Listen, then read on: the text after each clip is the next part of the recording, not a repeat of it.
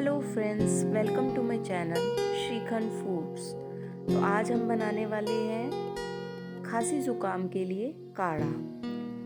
तो काढ़ा बनाने के लिए हमें चाहिए 1 कप पानी, 1-1.5 इंच अदरक का टुकड़ा, 3 से 4 तुलसी के पत्ते, 1 चम्मच मुलेठी पाउडर या फिर 3-4 मुलेठी के टुकड़े, आधा चम्मच शहद।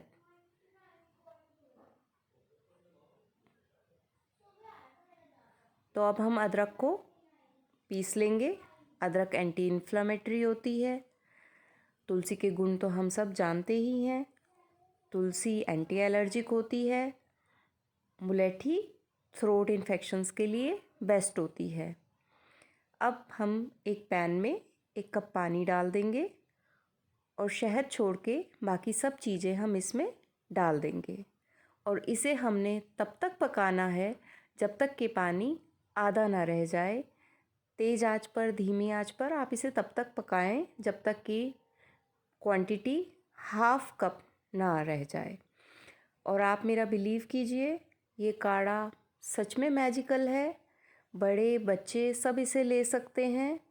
वायरल इन्फेक्शन, थ्रोट इन्फेक्शन के बाद यूजुअली खांसी छिड़ जाती है, बहुत ज़्यादा ड्राई कफ हो जाता है।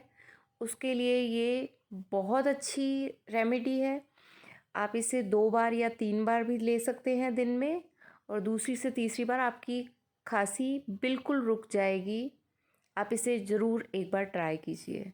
तो हमारा काढ़ा रेडी हो गया है। अब मैं इसे छान रही हूँ।